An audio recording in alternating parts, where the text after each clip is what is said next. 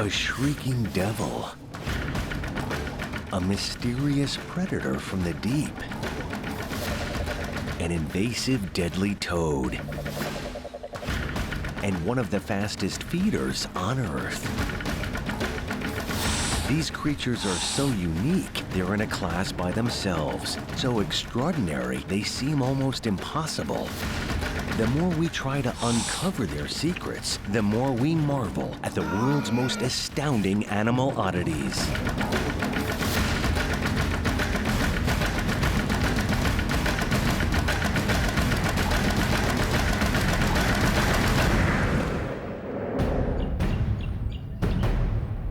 It has an insatiable appetite, reaches titanic proportions, and can adapt to almost anything. It's poisonous, hallucinogenic, and extremely deadly. And when it invades foreign territory, it's virtually unstoppable. The cane toad.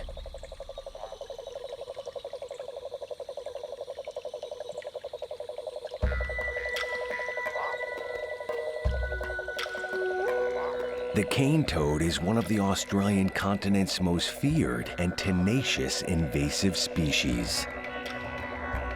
These supersized members of the frog family easily grow over 15 centimeters long and weigh nearly 500 grams, and some cane toads get even larger. One behemoth 900-gram cane toad known as Toadzilla stretched over 43 centimeters, twice the length of a grown man's hand. But it's their poison-secreting skin that turns this toad into a lethal weapon. Dry and bumpy to the touch, one taste of this flesh can kill. It's a deadly encounter for many unlucky domesticated or wild animals. Special organs under the cane toad's shoulders, known as parotid glands, secrete a highly poisonous milky white liquid called bufotoxins. The bufotoxins attack a victim's nerves, breathing, circulation, and muscles all at once, causing total collapse. Many toads carry bufotoxins, but the cane toad's concentrations can kill a predator like a snake in seconds, and all it takes is a single taste. One lick of a cane toad and a victim's heart becomes a ticking time bomb. Natural steroids in the cane toad toxin cause irregular contractions of the heart muscle. Epinephrine, better known as adrenaline, completes the fatal formula, kicking the contractions into overdrive. The result? Instant death. Some accounts suggest there have even been human cane toad fatalities, but far more people have made themselves sick, and all for the rumor that licking cane toads can get you high. There's some truth to the legend. A particular cane toad toxin called bufotenin is classified as a psychedelic in Australia. This natural chemical works on the brain's receptors, causing paranoia, confusion, and hallucinations. But the high comes at a potentially dangerous cost. In certain doses, cane toad toxin may cause burning skin, nausea, and chest pains. Yet despite the sensation surrounding cane toads, Australia's most infamous invasive species is a fairly recent phenomenon.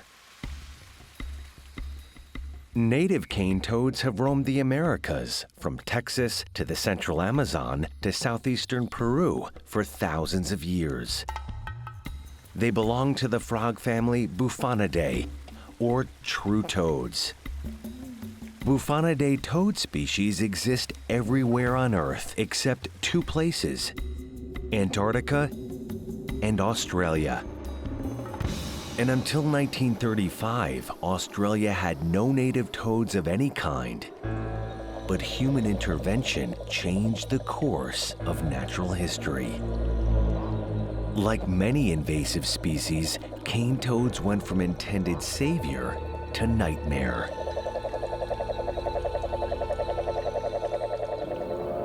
Australian farmers imported the hungry Bufo marinus toad from Hawaii in 1935. The toads were supposed to keep down a pesky beetle hatched from these larvae that were destroying sugar canes. But the toads couldn't reach the beetles clinging high up in the stalks, so they simply took their appetites elsewhere, breeding like flies, outcompeting native species for food, and devouring everything from insects to reptiles to small rodents. Today, the cane toad's dominance ranges from the southeastern coastline all the way through the Northern Territory, covering over 1 million square kilometers, a full 15% of the continent's entire landmass. Graham Sawyer is the founder of a cane toad tracking organization called Frogwatch. He's concerned about the cane toad's rapid progress and bold behavior. They come out into open spaces at night to feed, and because they're not afraid of anything, they don't hide away like native frogs do, they just sit out in the open. Cane toads are very adaptable, and that's one of the things that's been a big surprise with temperature range, because there were areas of Australia where it was predicted cane toads would never get to because it's too cold or too hot, and so far they've done pretty well. They've had amazingly rapid movement to the north. But this invasive creature is only following its own hardwired DNA. The cane toad has two essential desires: a lust for food and a lust to reproduce.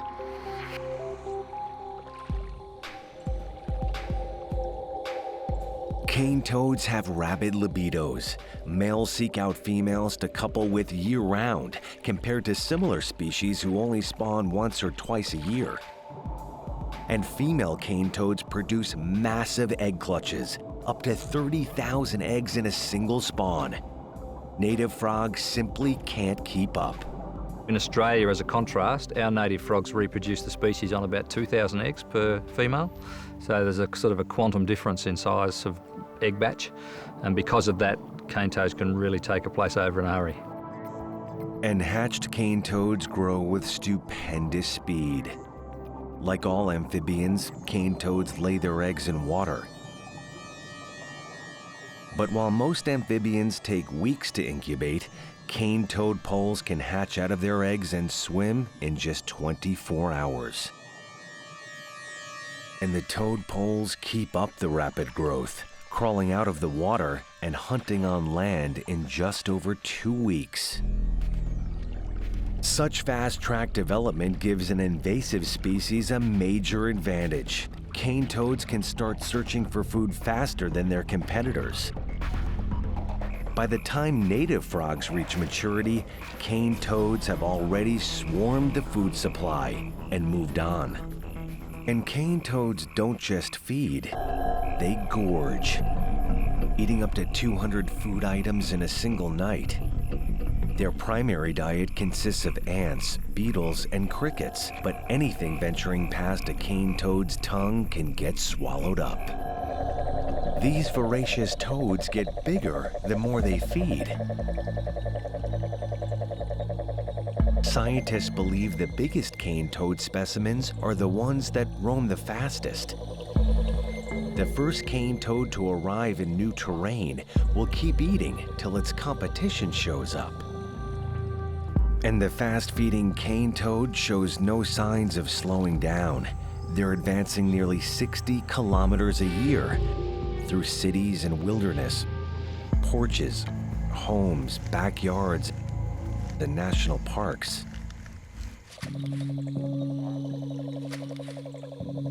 Cane toads are now depleting resources and decimating the natural food chain on multiple fronts at once. For concerned scientists and citizens like Graham Sawyer, they're Australia's worst invasive species. I mean, I have a great admiration for them as an organism, but they just don't fit in Australia at all.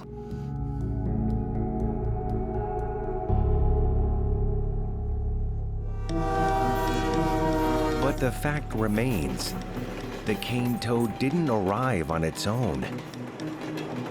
They're one of nature's greatest examples of resilience in a single species and dangerous domination in numbers.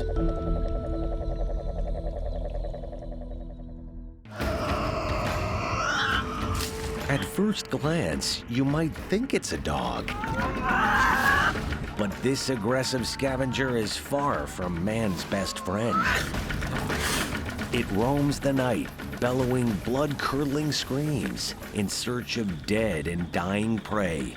And when it tears into flesh, it's with some of the most bone-crushing jaws on Earth. This fiendish fighter may look cute, but its name says it all.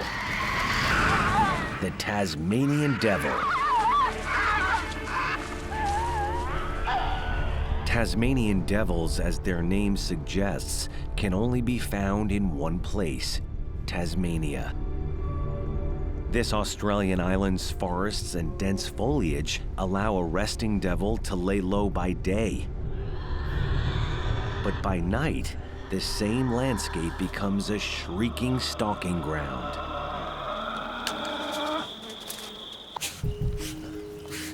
Tasmanian devils are the kangaroo's crankiest cousin. Like most marsupials, they start as tiny specks in their mother's pouch. They don't get as big as their fleet-footed relatives. Tassie devils only reach 60 centimeters and weigh about 13 kilograms. But what they lack in size, they make up for in strength. Devils' huge heads hold powerful, crushing jaws, and their bite is even worse than their ear-splitting bark. The Tasmanian devil has the strongest bite force of any living mammal on Earth, capable of ripping through flesh and bone.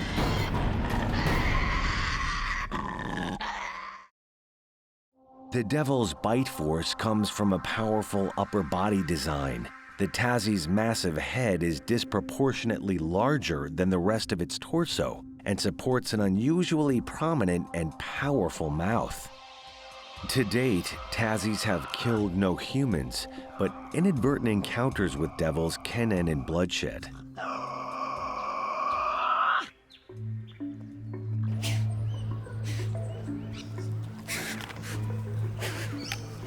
One of the only ways to observe them is in protected animal parks.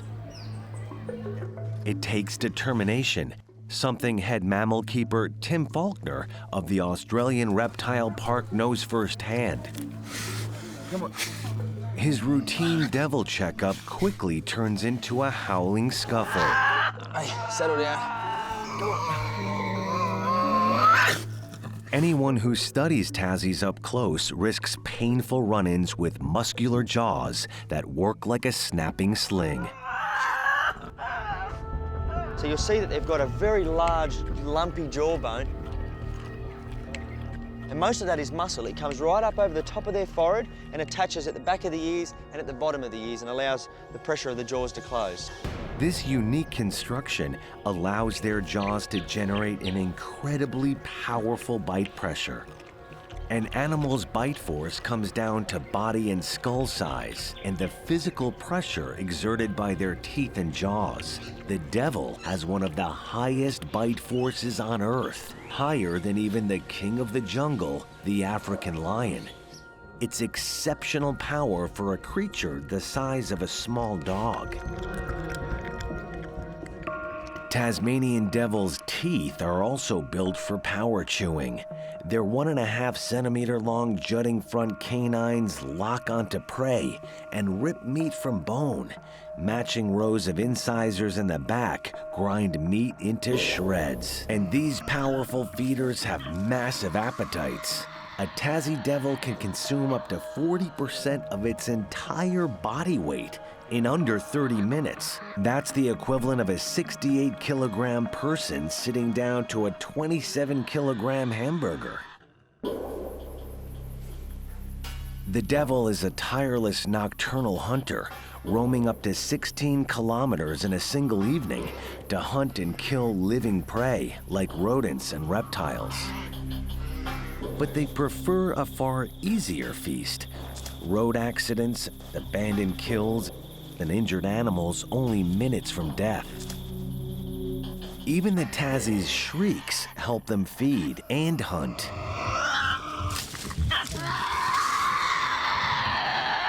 These ghostly cries sound like horror film howling, but they're actually communication. So far, scientists have recognized 11 unique Tassie devil screeches, shrieks, and growls. They may never speak fluent Tassie, but they do know these sounds help Tassies intimidate and defend themselves, especially at mealtimes.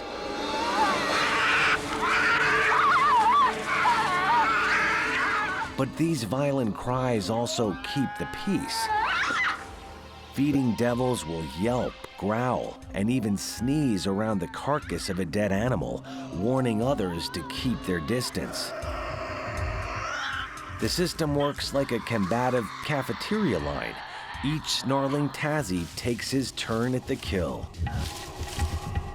It also allows devils to be cooperative feeders when necessary, dining together over big game prey like kangaroo or even cows.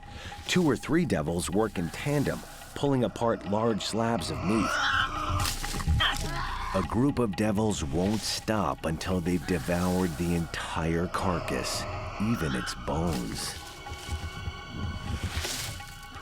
Yet sharing can be dangerous work. These voracious eaters don't always know the power of their own strength, and feeding frenzied Tassies can do serious harm to one another.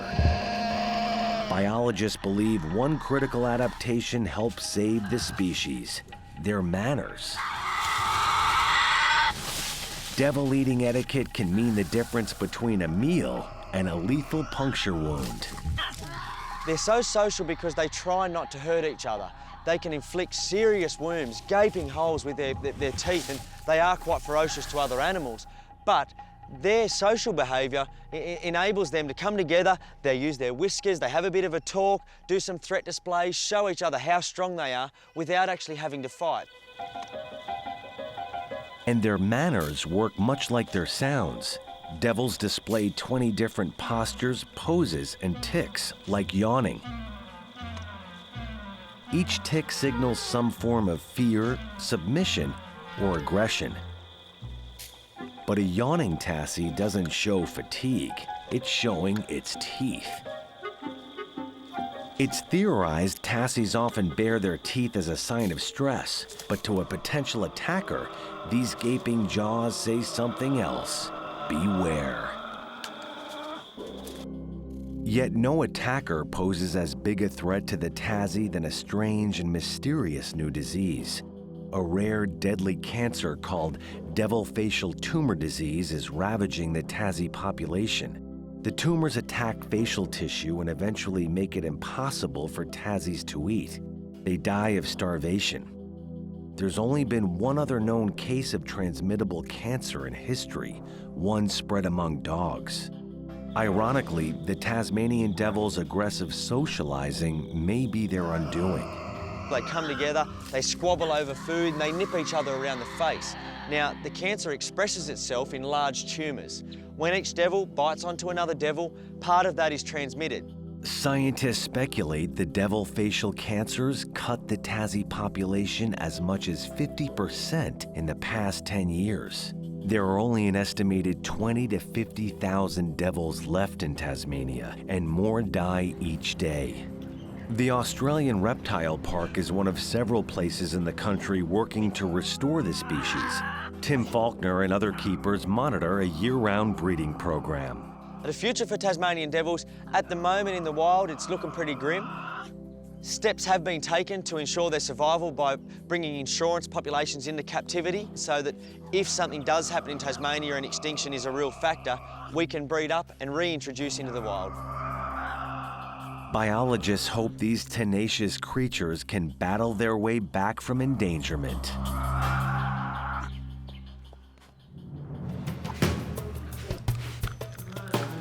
No matter the threat Tassie devils face, the world's most raucous, meat-eating marsupial doesn't give in without a fight. If they can survive one another, they can stand a fighting chance to survive anything.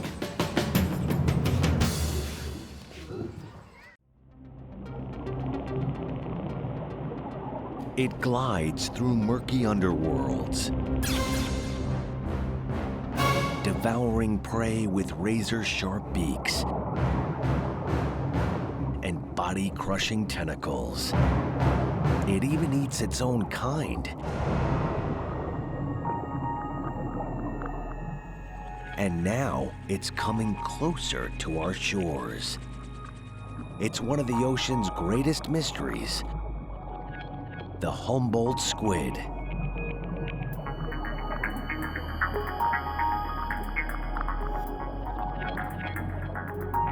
Their Latin name, Dicidicus gigas, literally translates as the jumbo squid.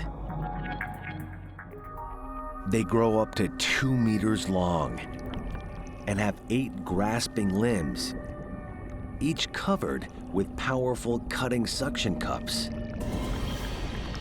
Their muscular bodies constantly undulate and flex, shooting through water like a torpedo. And when it's time to feed, Humboldts don't just kill, they pulverize their prey.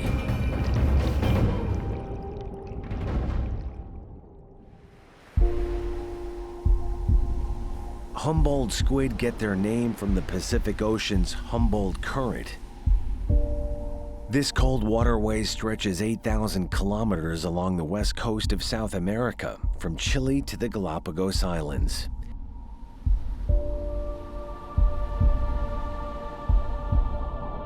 Here, Humboldt mostly keep to depths averaging 450 meters below the surface. This area, called the Twilight Zone, is like the Earth's outer atmosphere. These depths contain very little light or oxygen. This elusive deep-sea predator has kept out of reach to all but the most intrepid fishermen until now.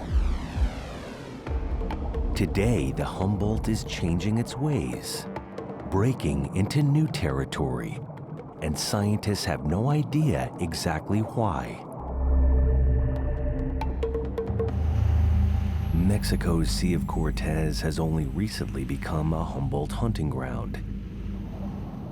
They congregate here to feed on such prey as octopus, anchovies, and mackerel. Like bees, the squid feed in a swarm. Thousands arrive en masse, draining an area's food supply. But Humboldts only stay as long as there's prey, leaving just as fast as they arrived, moving into new areas.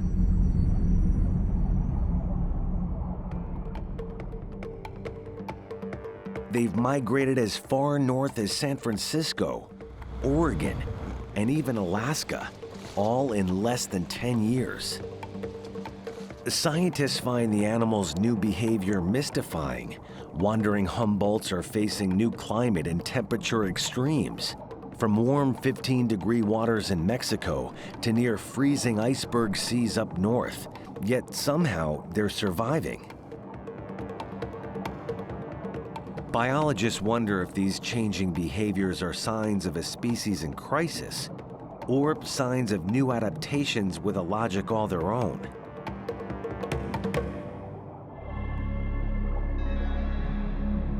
And the Humboldt's behavior is transforming too.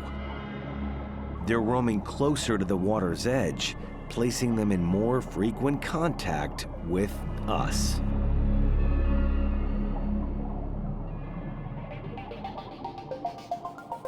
Scientists have begun Humboldt tagging programs, attaching satellite tracking units onto living squid. They hope to decipher the fish's unexplained migration patterns. Stanford University biologist William Gilley has traveled to Mexico's Sea of Cortez to catch and tag Humboldt squid firsthand. He's looking for clues that might unlock the Humboldt migration mystery. Oh, okay, I got it. Hold on. Gilly's crew reel in a jumbo squid. And the clock starts ticking. Gilly's got to work carefully to tag it fast. Every second a squid is out of the water, it's dying. Squid breathe through gills on the underside of their upper bodies, extracting their oxygen from water. Gills can't function in open air. The animal gasps for breath with each loud suck. I've attached that platform with the nylon screws, and then I'm putting on nuts underneath and washers. The washers prevent the skin from getting damaged too much. And once that's nice and snug but not too tight, then it's ready to go. So the tag sits here and dangles, and the antenna sits below the squid. It's easy to underestimate this formidable creature when it's subdued and out of water. But a Humboldt in its natural element will defend itself with powerful physical weapons. Centuries ago, sailors told stories of giant-sized squid dragging seamen to their deaths. It may seem far-fetched today, but these ocean predators will attack divers trespassing on their turf.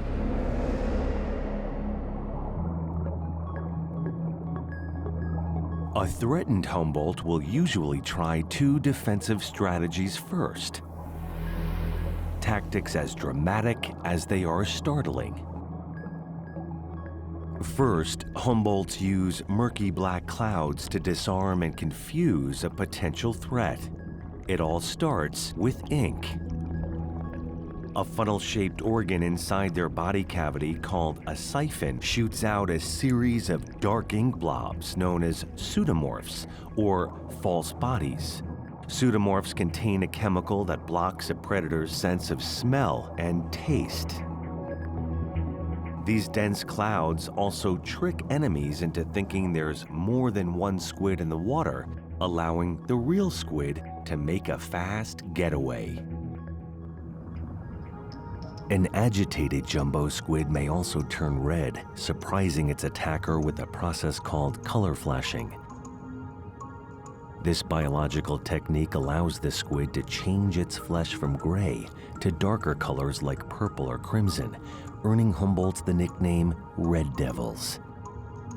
Thousands of tiny organs embedded in the skin called chromatophores control color patterns and pigment.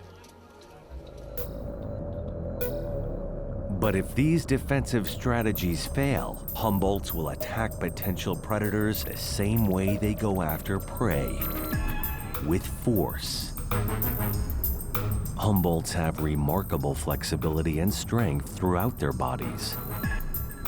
Like all squid, their main body mass or mantle works like a jet propulsion system, allowing them to slice through the water, hunting or attacking with agility and speed. To gather these bursts of speed, the squid use their open front gills to bring rushing water into their torsos, and then use their funnel-shaped siphon organ to push the water back out and propel themselves forward. Two triangular jutting side fins help the squid steer, and two front tentacles act as feelers, navigating and sensing other creatures or obstacles in the water. The anatomical design is so effective, jumbo squid can move up to 24 kilometers an hour. But their strongest asset is a set of arms that squeeze with a powerful grip. All squid have 8 grasping limbs, but a Humboldt's arms can measure almost 61 centimeters long, shackling a victim like a straitjacket. And each squeezing arm sports over 100 round, bony-edged suction cups, each ringed with around 20 teeth. A Humboldt's fatal embrace combines over 16,000 teeth in total, slicing into flesh all at once. And Humboldts use a final weapon to complete their kill, a razor-sharp beak. Humboldt beaks are made of the same matter that gives lobsters their hard shells, a tough fibrous substance called chitin. Humboldts use their rigid beaks to tear into flesh, ripping prey into digestible pieces. And these carnivorous squid have a ravenous appetite. They'll even eat their own kind. Humboldt autopsies often reveal whole sucker cups inside their stomachs, remnants of cannibalized kin. Scientists speculate feeding Humboldt turned cannibal out of convenience, preying on helpless squid trapped in fishing lines. And fishing poses a far greater threat, deliberately pulling thousands of tons of Humboldt from the ocean each year. The jumbo squid have become a popular catch.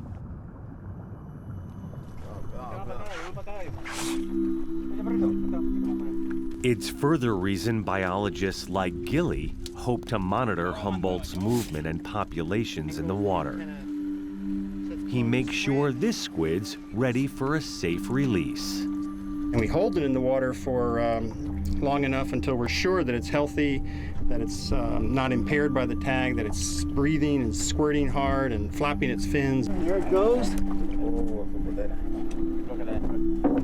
It'll be fine. There it goes. Hasta luego. The embedded tag immediately begins recording and storing data. Every second it's attached to the creature, this sensor will read the changing water temperature, light, and pressure, helpful guides that will allow the scientists to track the squid's depth and possible location. The battery-operated tag stays active for up to 3 months, then floats to the surface and sends its information to computer stations via satellite. We can get a detailed time record of the position of the squid in the water column every second. You can actually see individual spurts of the squid. But so far, the initial findings baffle the scientists. The Humboldt's movements seem to be following no logic at all. Sometimes the squid travel as much as 32 kilometers a day. Other times, they move up and down the water column every 15 minutes. And still other times, they surface 12 hours at night, only to return to the ocean depths during the day. One possible explanation, the squid are following food. Some scientists believe these adaptable hunters are going after a roving edible biomass. Finding food in increasingly overfished oceans can prove daunting.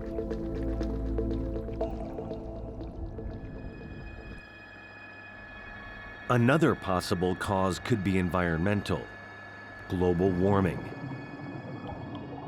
Studies show the Pacific Ocean's temperature is on the rise. This change may have thrown off the squid's entire ecosystem, forcing them into a potentially nomadic existence. So far, the answers remain as elusive as the giant Humboldt squid itself. Only time and continued study will reveal if these mysterious animal oddities may be changing their ways to safeguard their ultimate survival.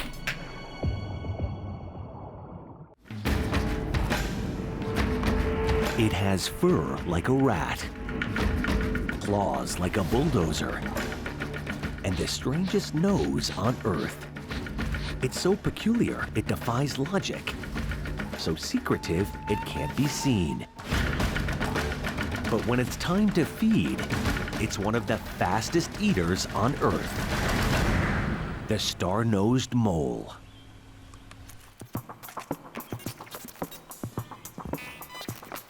They're one of nature's best-kept secrets.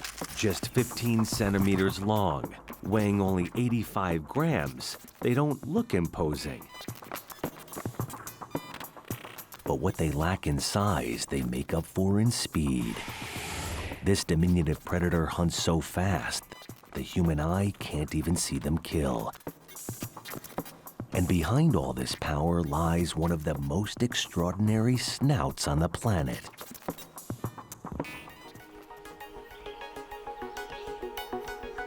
A collection of 22 pointy star-like tentacles give the mole its star-nosed nickname. Yet looks can be deceiving. Despite its name, the hunter doesn't sniff for its next meal. It feels for it. Some biologists believe this wiggling protrusion may well be the most sensitive feeling apparatus in the entire animal kingdom.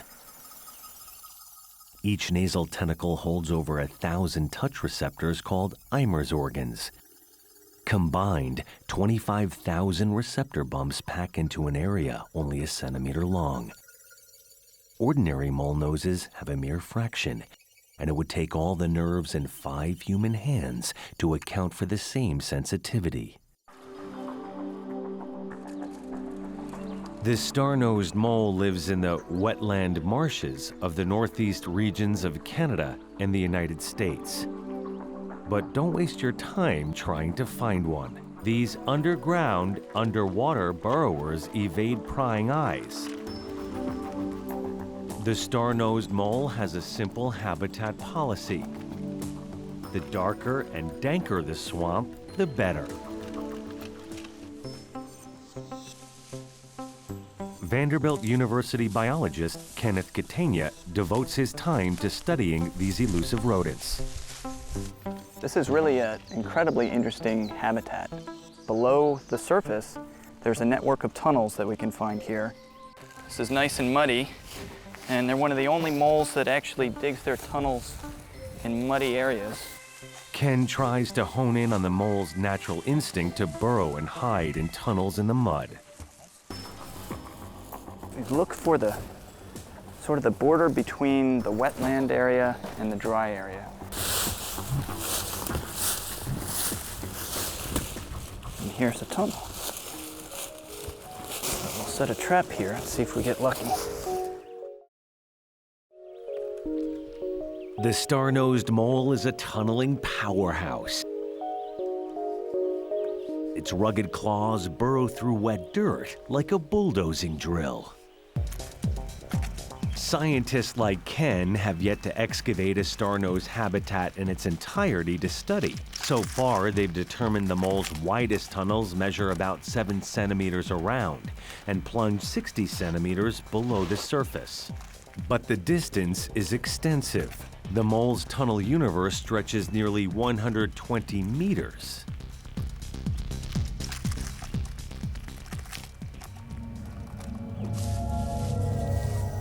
These ravenous hunters rarely surface from their underground lairs.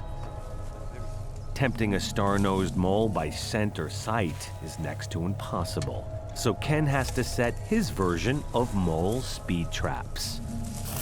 So we put a lot of these traps into their tunnels and hope that they'll just wander in.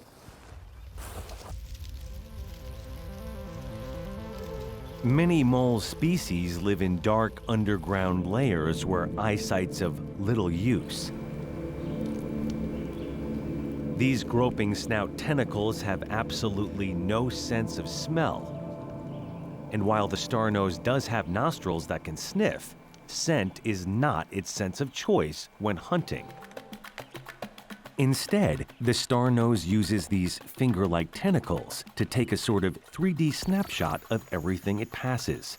They probe the earth in a blur, hunting for small prey like insects and larvae, touching up to a dozen objects a second. Nerve fibers instantly send messages to the brain. When the mole compresses its nose on an object or a prey item, it gets kind of a microscopic picture of the surface of that structure. The system works with astounding speed. No mammal on Earth can find prey faster than the star-nosed mole. They can find something, identify it as food, decide whether to eat it, and already start looking for the next thing in about 1/5 of a second. And it feeds as fast as it feels. A star-nosed mole can identify food and consume it in a mere fraction of a millisecond. Compare this speed to the 650 milliseconds it takes a driver to hit the brake at a red light. Even after having studied these moles for years now, I still kind of think of them as from another planet. Ken wants to examine as many star-nosed moles as he can, but doing so isn't easy. He usually leaves his traps overnight, allowing time for unsuspecting moles to crawl in. Let's see what we've got here. Oh, we got something here. And I would say, just from that scratching noise, this is probably some kind of mole. Oh yeah, this is great. We've got a star-nosed mole here. Each new specimen allows Ken to inspect its unusual anatomy firsthand. But Ken knows there's only so much he can observe with the naked eye. To really see this speed eater in action takes high-tech camera work. Ken's footage captures this star-nosed mole at 1,000 frames per second as it devours pieces of a worm. The slow-motion playback makes its kill visible at last.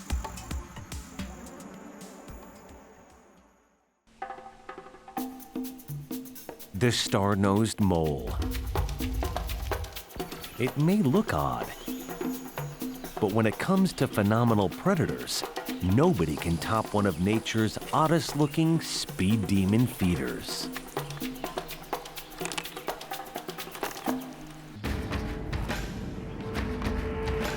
Cold-blooded, phenomenally fast, and deceptively simple, this surprising con artist plays a bluffing game of life or death. The Frillneck Lizard. One species' survival comes down to raw nerve and some of the boldest bluff tactics on Earth. From elaborate camouflage to a hidden hood to fake poison warnings. Almost everything about these animal oddities is a trick. But make no mistake, these liars can con their way out of anything, even death.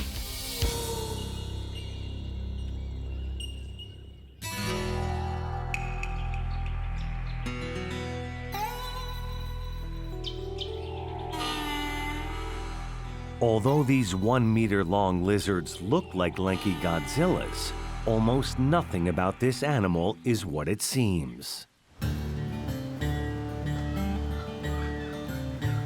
Amanda Woodbine works with the Frillneck Lizard at the Australian Reptile Park in New South Wales, Australia. She knows not to take them at face value.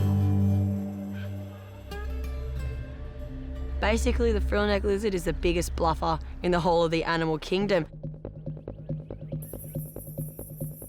The Frillneck lizard goes by a number of aliases, including the bicycle lizard, the frilled lizard, and the frilled dragon.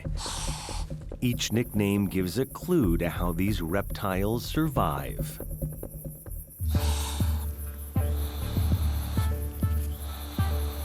Long and lean, rough and scaly, it lives several years and grows nearly 1 meter long.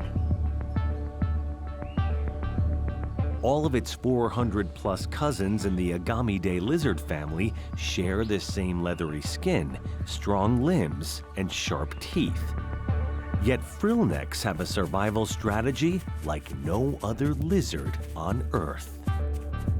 They make their home in southern New Guinea, the Kimberley region of Western Australia, and in the blazing sun of northern Australia's savannas.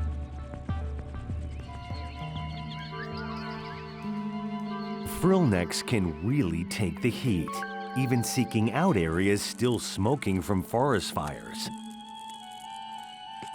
The frillneck actually favors charred earth. Roaring blazes bring tasty prey like burrowed insects to the surface. And the scorched land helps the devoted camouflager stay even deeper under cover. The belly is predominantly black. Now, a burnt stick does lose quite a bit of size in it. So if one of these guys was to lay on top of a stick, a dead one that's been ravaged by fire, a predator looking from the ground, say a dingo, would look up and just see the black and go, oh, there's no animal there, and wander off. Camouflage is a frillneck's first and most basic bluff, even when trees are blooming. They're arboreal animals, nature's most dedicated tree huggers, spending up to 90% of their time among the branches. Frillnecks don't change skin color like chameleons. They don't need to. They simply make it their business to stay where their scaly hides blend in.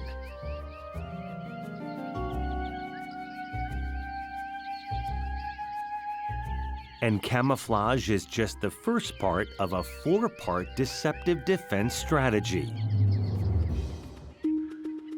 A frillneck's most extraordinary tactic takes it from streamlined to scary, a retractable hood. Threatened frillneck lizards bare their fangs and extend 30 centimeters long frills. The frill works like an upper body umbrella. Cartilage spines connect the flexible hood to muscles around the lizard's jaw. The lizard opens its mouth, flexes its tongue, and pops out its brightly colored ruff. In a split second, they look larger and far more dangerous. This lurid display comes as a shocking surprise to predators who have no reason to expect it. Frillnecks are the only lizards who can perform this trick. And the vivid frill sends another deadly but deceptive signal. I'm poisonous. Intense colors in the animal kingdom, especially among reptiles, often carry an ominous warning. Poison. So when it opens its mouth, which is bright white, and frills out, the bright orange sticks out. And orange out in the wild is a pretty dangerous color for a predator to see. Anything that's bright in coloration usually means toxic. The warning markings of many poisonous snakes, reptiles, and large insects use intense colors. But this lizard is lying. No part of its anatomy makes any toxins of any kind. And its next tactic takes even more bluster. The frillneck stands up and runs toward its predator, hissing like a snake. It's one of only a few lizards on Earth that can transform from a quadruped into a biped. This technique allows the lizard to get dangerously close. But this bravado goes against the frillneck's non-aggressive nature. The cold-blooded animal normally conserves its energy, keeping to itself in the wild, avoiding conflict at all costs. Yet this bold display of nerve often pays off, sending would-be attackers on the retreat. Finally, if all else fails, the frillneck goes to defense level 4, fight or flight. Fighting frillneck lizards will bite an enemy as a last resort. But fleeing frillneck lizards use their bipedal advantage once again, their turbocharged hind legs. The so-called bicycle lizard turns itself back into a two-legged super sprinter, expending precious energy to run away. The frillneck can flee so fast it hits speeds up to 24 kilometers an hour.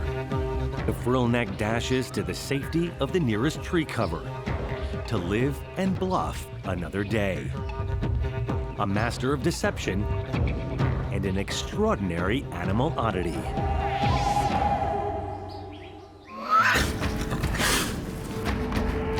They're equipped with some of nature's most remarkable designs and astounding adaptations. Animals so mysterious, they fill us with awe. So powerful, they rule their worlds. Whether tenacious or titanic, weird or wondrous, they never cease to surprise us. The more we discover the planet's most incredible animal oddities.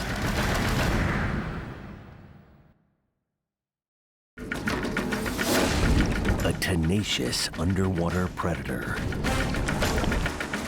A supersized slimer. A peculiar prehistoric relic. And one of the scariest spiders on Earth.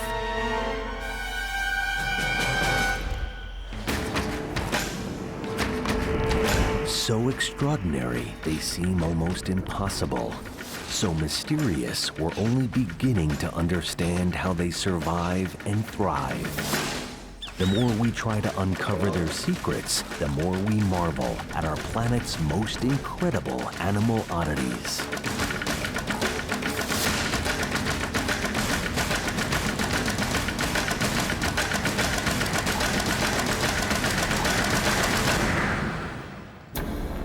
They're hairy and massive, armed with pitchfork fangs, venomous bites, and a taste for blood. And when these predators strike, they do more than kill their victims. They liquefy them.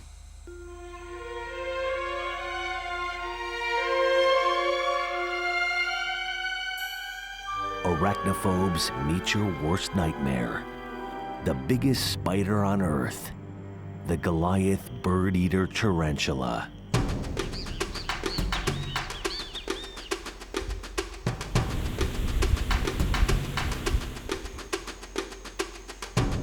These terrifying predators reside in the tropical forests of South America, from Venezuela to Brazil.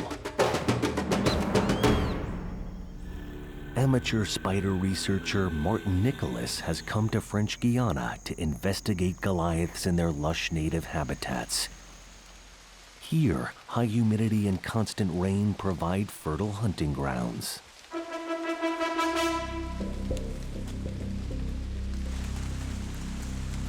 It's in the largest and richest and most verdant rainforest in the world. And when prey items, like big insects, grow really big, then the animals that feed on them, the spiders, they grow big as well. Big prey items, big spiders.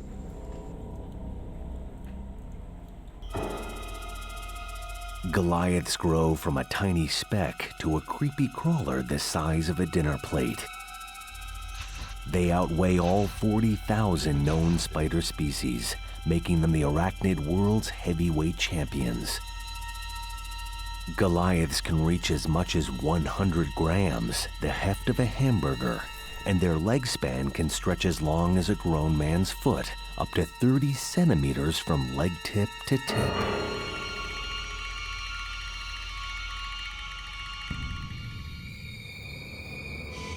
Their diets are expansive too. There are over 900 known varieties of tarantula worldwide. Most feed on bugs.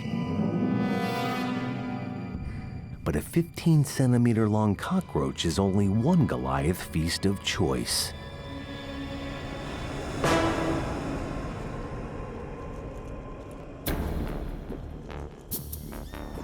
They also have a taste for red meat like rodents.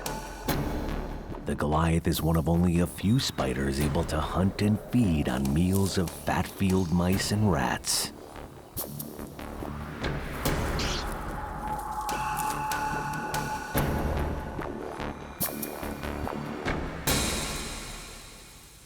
Martin studies the Goliath's killer instincts in their native surroundings, hoping to catch them in the hunt. But to observe them, he first lures them from underground layers like a hole or underneath a log.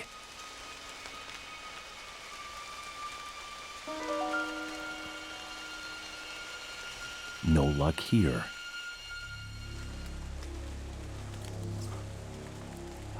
But after some more searching, he spots a potential lair.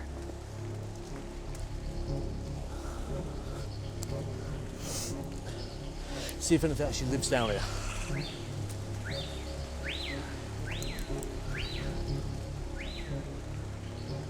This time, he's in luck. Meeting a Goliath face-to-face takes nerve. One look, and few can stay calm. Oh yeah, I see the tip of a leg. Tarantulas are some of the most fabled and feared creatures on Earth.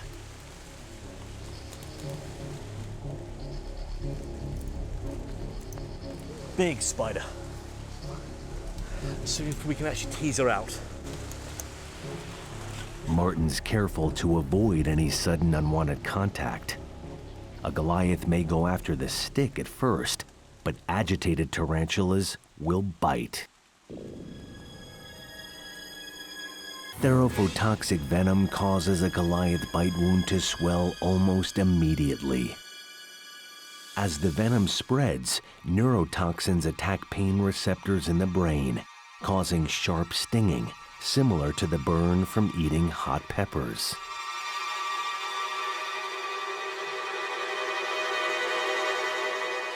The venom isn't fatal in humans, but it's a nasty ordeal, as Martin Nicholas can attest. It felt like being stabbed and then a burning sensation. My hand swelled up to almost the size of a boxing glove. Martin must work carefully to coax the Goliath from its home. But this spider's no fool. Martin could easily be an attacker. To pass as a potential meal, he's got to speak bug. The key is in the vibrations. He must agitate the Goliath's highly sensitive hairs to get it to come out. They use their central nervous system. All of the hairs, all those long hairs on the legs, are all connected up to that central nervous system so it can feel movement from any direction. She can feel through the soles of her feet the vibrations that I'm making by dragging the stick along the floor like this. And it's that sort of vibration she would pick up from her prey. Sensing the right vibrations is critical for these burrowing hunters. Goliaths have 8 eyes located on the tops of their heads, but like many tarantulas, their eye lenses only pick up light and dark, recognizing rough shapes only a few centimeters in front of them. Instead, the Goliath relies on its hairy body to feel its next meal. They use their senses much more than they use their eyesight. Finally, Martin agitates the Goliath's instinct to hunt.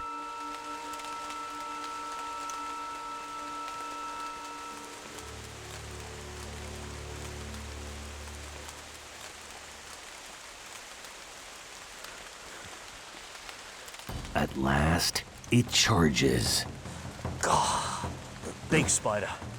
But no sooner than it comes out, the Goliath spurns Martin's trick and retreats. Hunting Goliaths is never predictable.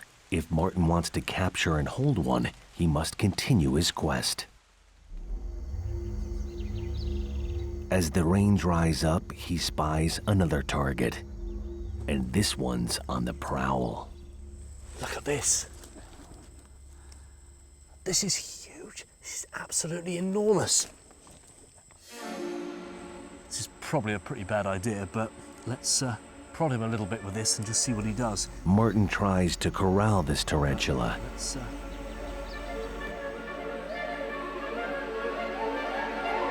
He's got to be careful to avoid scaring it away or forcing it to attack. Whoa! He corners it, careful to keep it from charging. That's a defensive mechanism. That's a warning, and that's a very clear warning. You do it again, I'm going to bite you.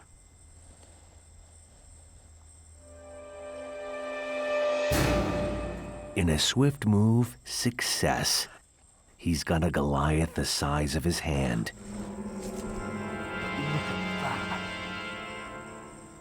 Few would dare keep it in their palm. Look at the size of those fangs. Look at them. Martin estimates the Goliath's fangs hang down a full inch. He'll only hold the spider for so long.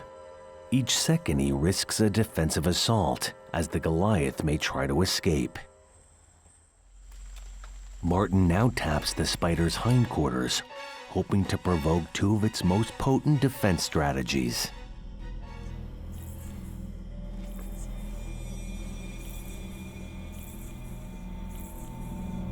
A threatened Goliath first employs a noisy scrubbing motion called stridulation. The spider rubs very thick set hairs on either side of its jaws, and it rubs these together and it makes a sound like frying bacon.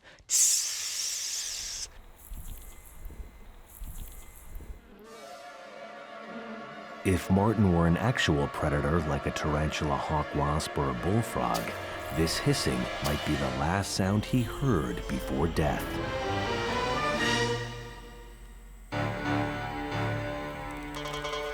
Next, marten incites the male to produce its second defense behavior, a menacing technique called urtication. On cue, the spider releases a cloud of hairy fibers from its abdomen. The spider rubs its back leg over its abdomen. The back leg is covered in spines. The spines kick the hairs off in a cloud. Like a haze of fiberglass shards, these hairs can do serious damage. The effect is like being stung by a stinging nettle or poison oak. It's an irritant. Of course, this is why you see so many Goliath bird eaters with bald abdomens. But if these two defenses fail in a fight, the Goliath turns to its final tactic: biting. It will turn to face you, it will raise its two front legs up like this, the fangs come out. I mean, you know what's going to come next. If you carry on annoying this spider, it's going to bite you.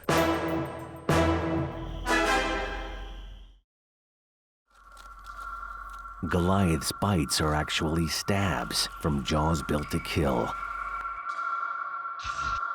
Most spiders hunt by spinning webs, sticky death traps set for flying prey. But Goliaths hunt up close and personal, wielding special pitchfork-style jaws, common to their spider suborder, the megalomorphs. The difference between these and the true spiders is that the true spider's jaws work a little bit like pinchers, but the megalomorph jaws work like a pitchfork. They stab downwards like this, and this is how they catch their prey. Humans recover, but a Goliath bite's a far worse fate to passing prey. It's a punishment fit for a horror film. Once secured, Goliaths use their fangs to inject venom. This potent blend of 65 toxic proteins blocks the victim's nerve signals, freezing it on the spot.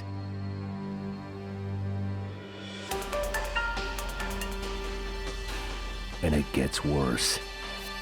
A Goliath keeps injecting its lethal venom into the paralyzed muscles and tissues, disintegrating and digesting them, turning the victim into a drink. Finally, the Goliath uses suction to devour the kill. And this sucking stomach acts like a vacuum cleaner, and it sucks up all the insect liquid, and that's how it gets its nourishment. The Goliath bird-eater tarantula, one of nature's most skilled hunters. A hairy predator with a vampire's bite. The world's biggest spider and a truly remarkable animal oddity. Whoa! Slimy and huge, it muscles through sand, carving out secret tunnels.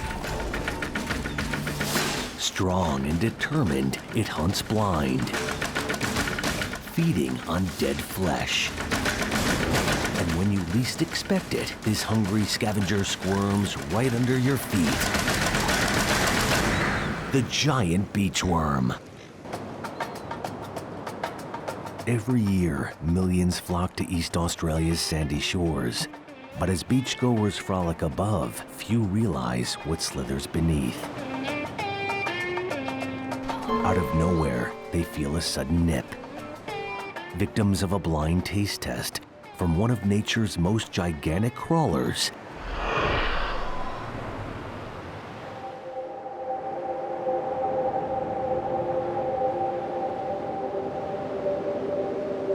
No one knows exactly how big they get.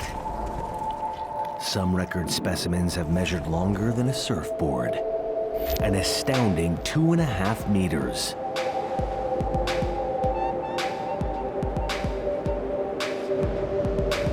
But biologists do know the giant beachworm's underground habitat runs along Australia's nearly 6,000-mile eastern coastline. The worm's exact population remains a mystery, but the abundance of giant beachworms poking their heads up at low tide leads scientists to believe millions of these leviathans burrow just below the surface, inhabiting colonies stretching out about 60 meters from shore.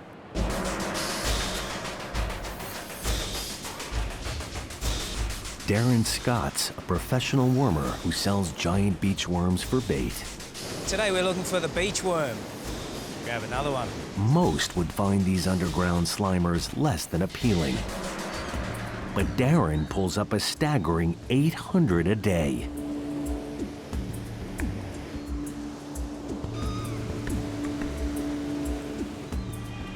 There we go, another nice one. Still, no matter how good he gets, the giant beachworm remains a worthy opponent for Darren and his fellow wormers. Slippery, strong, and surprisingly sly. They're very hard to pull out at sometimes. Giant beachworms only surface when grabbing at food. Anything from algae to seaweed to their more preferred meal, dead and rotting fish. They must be resourceful scavengers to find enough food in this volatile environment of crashing surf. Yet nearly every trait, from the way they crawl, build burrows, and harpoon their prey, helps these worms grow from tiny to titanic.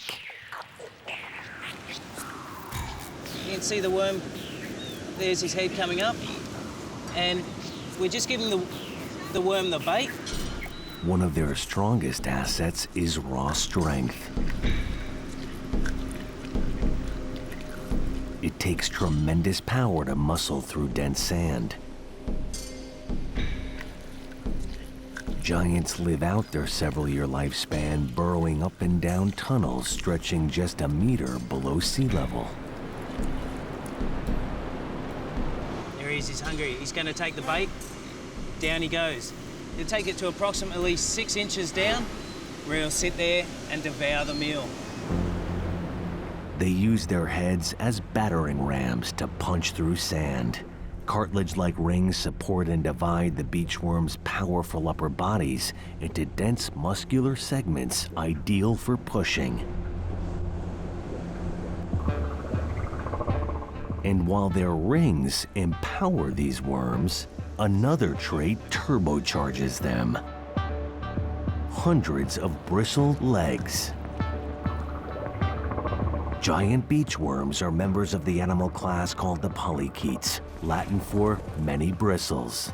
Dozens of broom-like bristles attach to leg extensions called parapodia. Parapodia are powerful tools that act like sweeper oars, helping these mega diggers propel through sand, moving, gripping, or pushing up and down. They also lock up at will, helping to stabilize the worms for hunting and feeding in the sand. When they lock onto their bait, their legs will be locked. So we have to find out when their legs are at the appropriate position and pull them out at that stage. And there we have polychaete worm.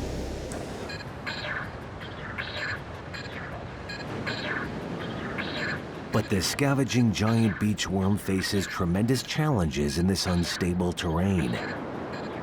As tides move in and out, any sudden sand shift could pulverize a beachworm tunnel. Nice big worm there. One powerful trait saves them: slime.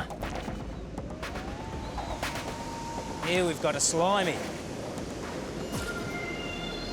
We call these slimies because they have such a large mucus buildup on them. Slime is a giant beachworm's sand glue. Their skin excretes a constant supply of slimy, sticky mucus. The mucus coats the sand around them, hardening it into a bunker built for one. The adaptation helps prevent collapsing cave-ins. There he is. Yet their greatest survival challenge is their ability to find food. Two traits make these worms the ultimate scavengers: pinching jaws and an organ built to taste. Giant beachworms are some of the most sensory-challenged creatures on Earth. Completely blind, with no sense of smell, they rely almost entirely on tasting flavors in the water. Giant beachworms have a collection of tasting organs called nuchal sensors located just below their heads. The worms poke their heads up above the sand, pass water through their nuchal sensors, detect food particles around them, and strike. Professional wormers like Darren Scott entice using pungent bait. These are just old fish frames we've kept.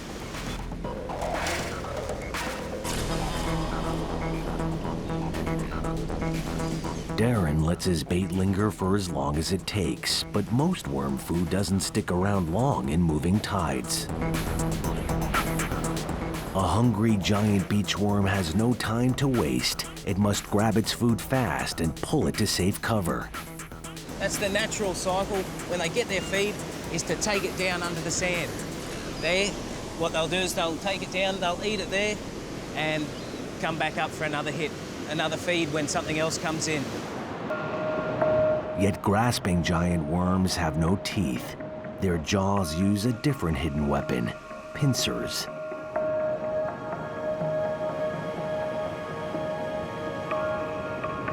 These pincers snap out like sharp tongues, spearing their food and pulling it back into awaiting mouths.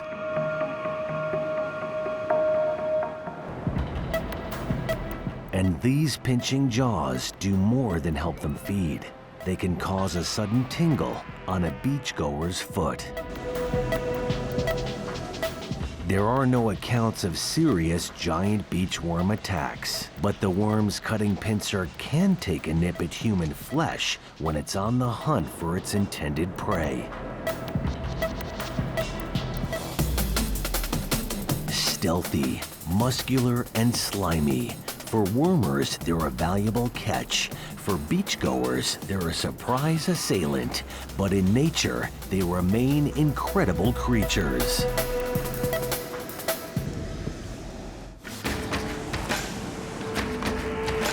Mysterious and silent, slippery and agile. They creep like sloths until it's time to kill. Prehistoric predators, they've ruled for millennia. Now, they're doing everything to stay alive. Nature's ultimate survivors. Japanese giant salamanders.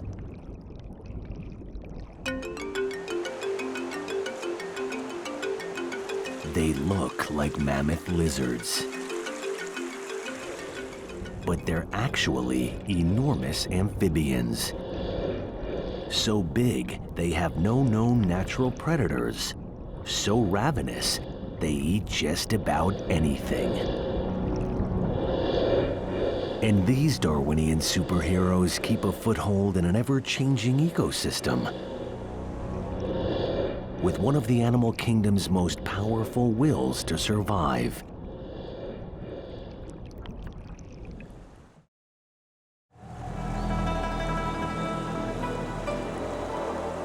Japanese giant salamanders live in rivers like all the world's salamanders.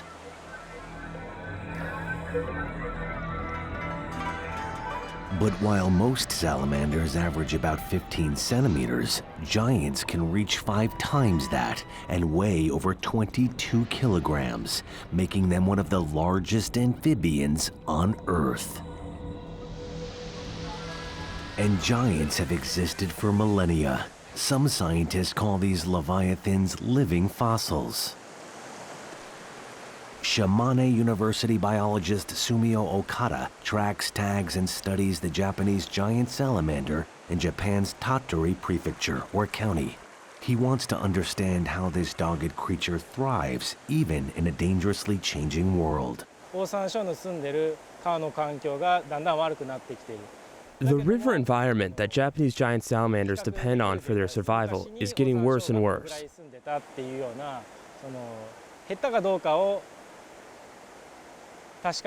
So I feel responsible to keep data of this creature for comparison for the future.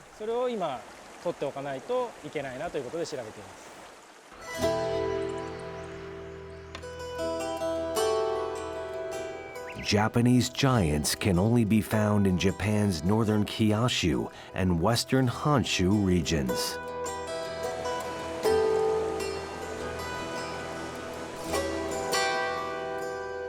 Step into the quiet country town of Nichi-Nancho with its rice paddies and forests, and it's easy to imagine the world centuries ago. But modern industry has taken its toll. Garbage and pollution threaten native habitats. For animals like the Japanese giant salamander, the key to survival is as simple as it is severe: adapt or die. And one enemy looms larger in the Japanese giant's life or death battle: man-made dams.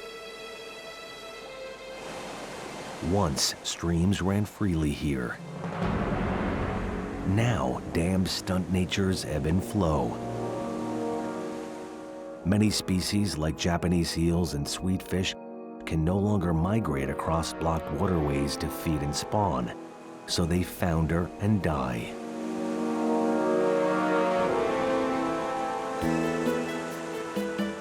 But one remarkable creature refuses to let even concrete dams stand in its way. Faced with a cement slab, Japanese giant salamanders are so determined they keep crawling and climbing no matter what the consequences, even blood. And this tenacious species continues to find other extraordinary ways to survive against all odds.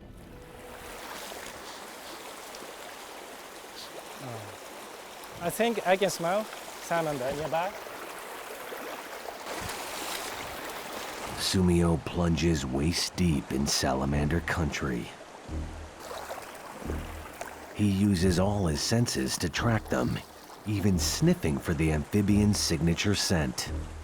It is close to the smell of mint, but Japanese giant salamanders have a smell that only Japanese giant salamanders have. But smelling one isn't the same as catching one. Giants can make challenging targets. By night, these nocturnal hunters are active swimmers searching for prey. But by day, they burrow inside holes under the water's surface, resting and digesting. These cave-like hideaways jut several meters into the river's rocky embankments, just the right size for a Japanese giant to curl up out of Sumio's reach. Sumio plunges waist deep in salamander country. Sticking your hand in a salamander lair can draw blood. This giant amphibian will strike an attacker or prey with astounding speed. Bit me? Yeah. Nearly 300 sharp saw-like teeth tear into flesh, and once Japanese giants bite down, they hang on, twisting their heads and jaws for maximum tearing ability. Yeah, spinning like an alligator. Sumio learned his lesson. Now the biologist wears gloves. Japanese giants' teeth make them highly effective feeders, able to eat diverse prey. As a general rule, they're far from fussy. They eat pretty much anything edible. One way they've adapted for survival is in how and what they'll eat. As these autopsy photos show, giants once ate mostly fish, crabs, and bugs, occasionally dining on slithering snakes, frogs, or rodents. But in just a few decades, they've gone from nature's gourmet to humans' garbage. Salamanders eat whatever people throw away. Remains of one giant's stomach contents make it clear they'll gobble anything from corn to chopsticks. But this adaptive diet carries a grave danger. Eating human trash can be extremely unhealthy over the long term.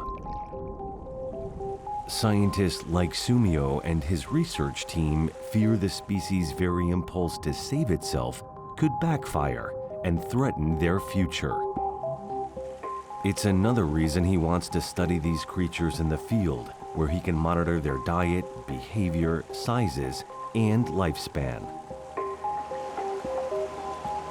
So far, no luck. So Sumio searches in a lower part of the river. It takes several tries. Giant hunting can be frustrating work, even with experience.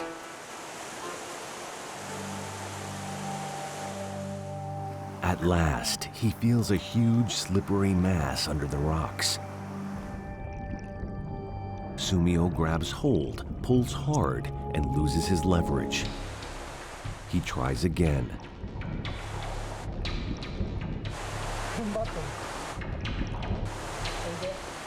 Finally, he's got it. With a strong tug, he lands a whopper. It's a Japanese giant salamander 2.5 feet long.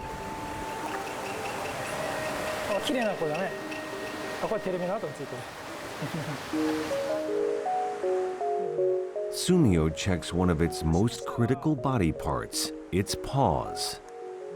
The giant is equipped with dual-purpose paws built for swimming and walking in water. Only two other species, the Chinese giant salamander and the American hellbender salamander, share the same trait. Their arm-like extensions help them steer, walk, push, or grip onto rocks. Rough calluses help them cling. Japanese giant salamanders can stick their feet to the bottom of the river. They have no claws, but this non-slip surface helps them to move around. In nature, these rough, sticky paws provide powerful tools for navigating watery underworlds. But against man-made structures like dams, they can get determined giants into trouble as they attempt to scale the coarse cement and lose their grip. Sumio speculates the giants may be trying to find food or mates on the other side of the dam. Their dam-bloodied paws are disturbing evidence of the real danger these creatures face. Their habitat grows increasingly threatened, and the giants may ultimately need man-made protection.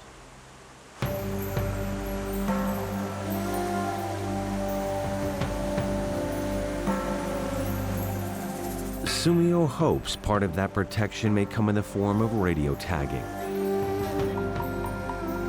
He wants to find a smaller, younger salamander to tag and track, studying it as it continues to mature. Soon, he finds one nestled behind a rock. It's smaller and younger than his first catch. Sumio plants a radio tag using a hypodermic needle for precision placement. This minute radio transponder or signal receiver is barely the size of a pinhead. It will sit directly under the salamander's skin.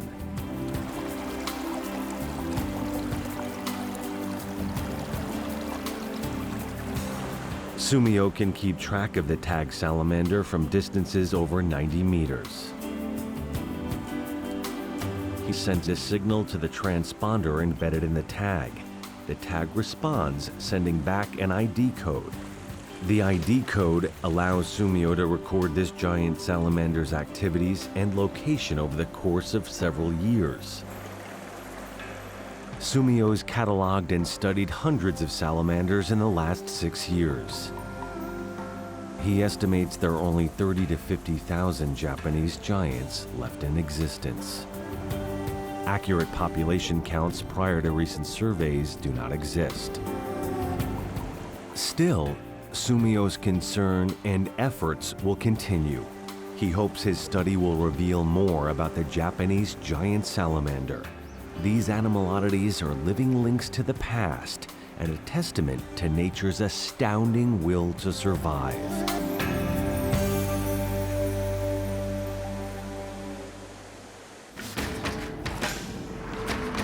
It swims like a fish, lays eggs like a bird, walks like a reptile, and carries a hidden needle of death.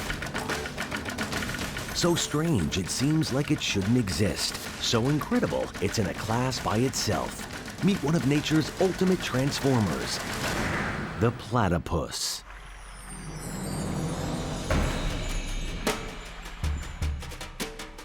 18th century Europeans thought it was a hoax when they first saw drawings of the peculiar creature.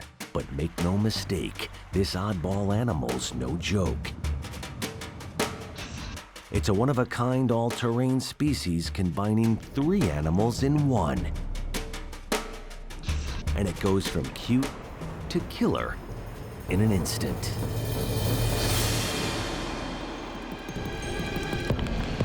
At first glance, they make no sense.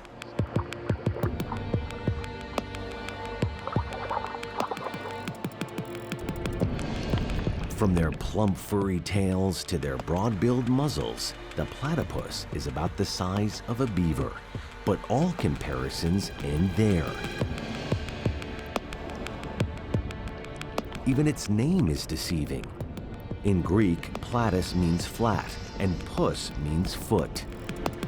But this strange waddler's no flat foot. Its paws are webbed. It's one of only a few creatures that combines traits from birds, reptiles, and mammals.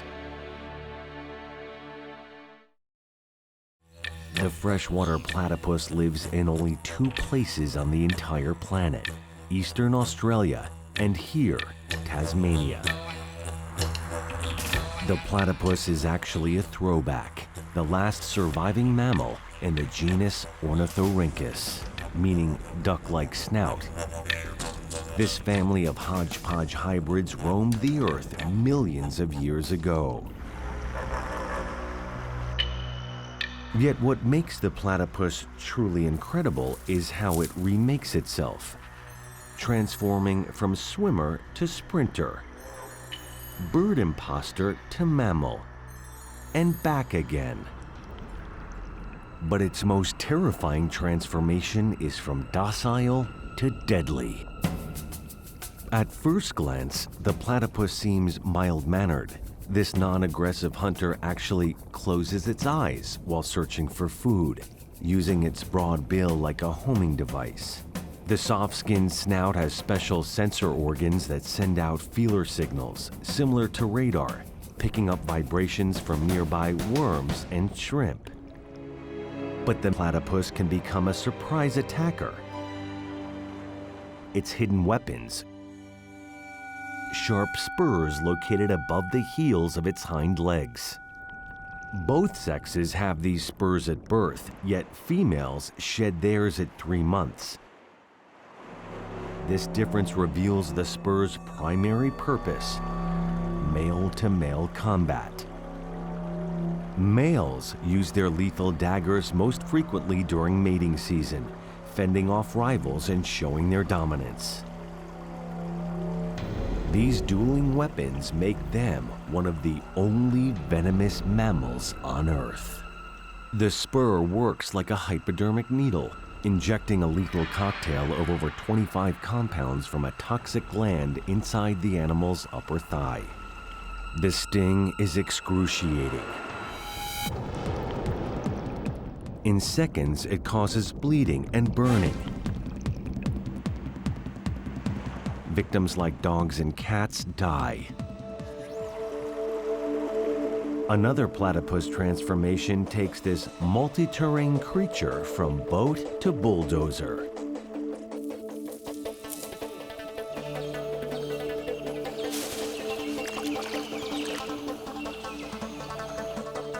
Underwater, their anatomy makes them powerful swimmers. Webbing on their front paws extends past their claws, expanding the surface area.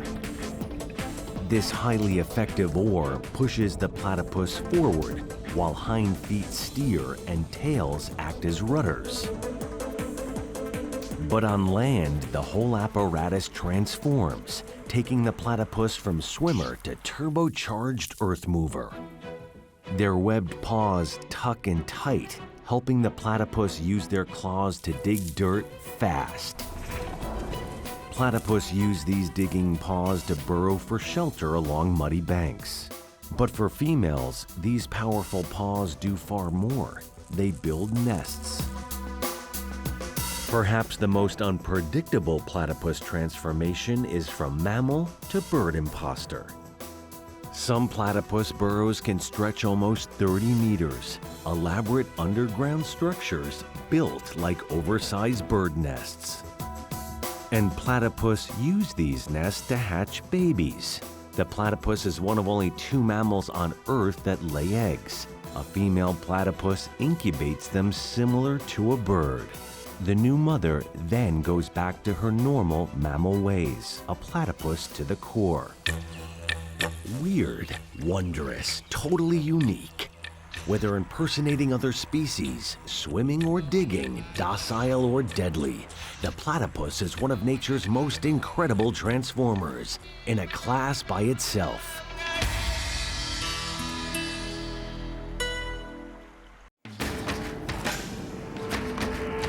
Immense, striking, and powerfully strong.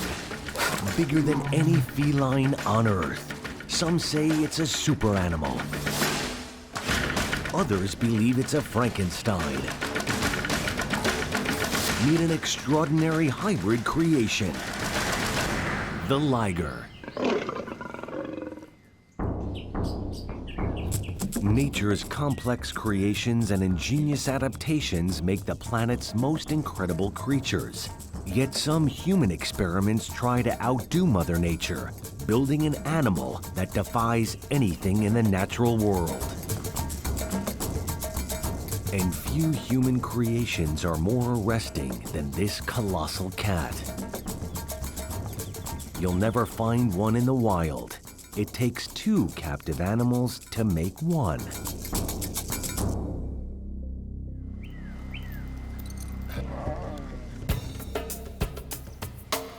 They're bred in captivity from a male lion and a female tiger. But the liger hybrid is bigger than the sum of its parts. A fully grown liger is larger than both its parents combined, sporting tiger stripes and lion-like manes. But while its African lion father stretches 2.5 meters and weighs 240 kilograms, and its tiger mother reaches 2 meters long and weighs over 130 kilograms, the liger stretches a full 3.5 meters when standing and weighs almost 450 kilograms. That massive character with these incredibly long bones and thick structure makes the world's largest big cat. Currently, the only place to find a liger is in captivity, where they're bred at animal parks specifically devoted to raising and feeding them. Traditional accredited zoos do not condone these human hybrid creations. But keeping a grown liger is a colossal and expensive proposition, especially at feeding time. A liger consumes 11 kilograms of raw meat every day. By comparison, a lion averages just over 6 kilograms of meat a day. Down, down, down, down. That's a good boy. Bhagavan Antle runs the Institute of Greatly Endangered and Rare Species in Myrtle Beach, South Carolina. Antle's raised ligers here for decades, though the human-made creatures do not officially qualify as a species. He currently has 2 ligers on the premises. Ligers have long been the stuff of legend. Accounts of ligers date back to the 19th century, including a mention in the Guinness Book of World Records. But no verifiable sightings exist of them in the wild. Still, rumors and mythologies of these freakish cross cats persist. Many wonder whether such super beasts could thrive or even survive in nature. In part, the question comes down to a concept called hybrid vigor. Hybrid vigor states that crossbred offspring have stronger health and vitality than their parents. Supporters of hybrid vigor, like Antle, argue that a crossbred animal maintains the best traits of its parents while eliminating many of their negative recessive traits. He claims the liger keeps the strength of its lion father, but has none of its destructive temper towards other lions, and it bears its tiger mother's agility with none of her instincts to avoid social interaction. The liger is an expression of hybrid vigor. He is larger and stronger and faster. At first glance, the liger's physical traits are indeed impressive. Ligers have voracious appetites and longer bones and teeth. Their massive heads can grow 40% larger than their feline parents.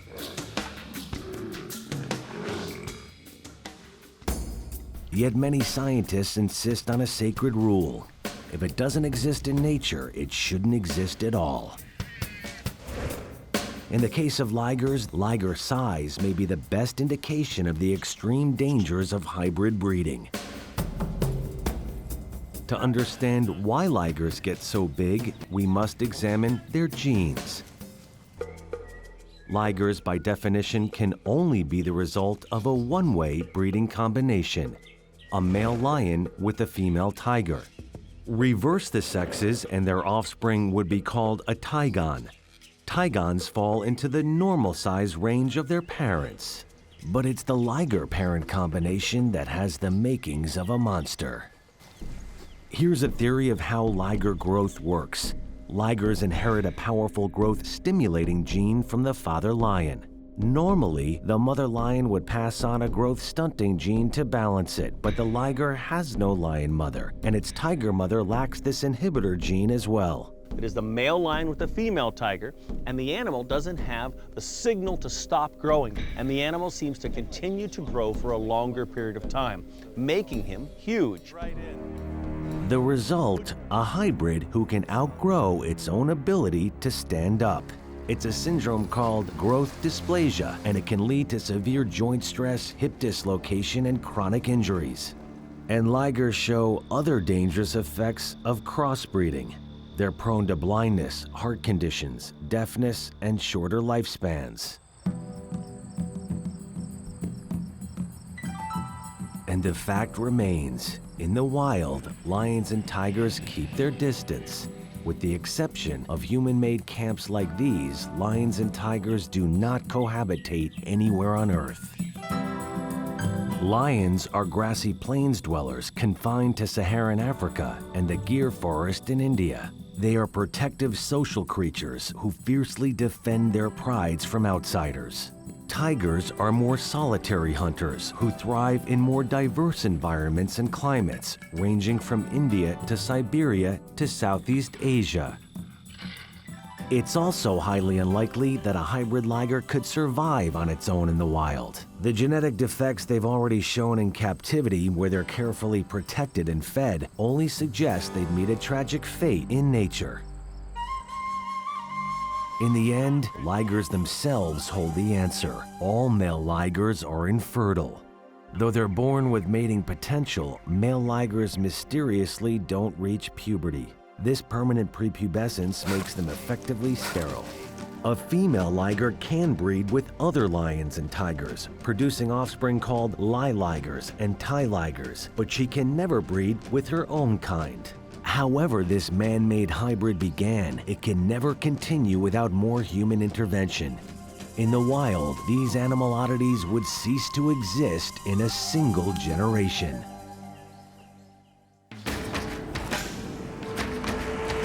They're the planet's most amazing creations. So astounding, they defy logic. So extraordinary, they dominate their worlds. Whether mysterious or monstrous, bizarre or behemoth, they never cease to amaze us. The more we try to discover their secrets, the more we wonder at the world's incredible creatures.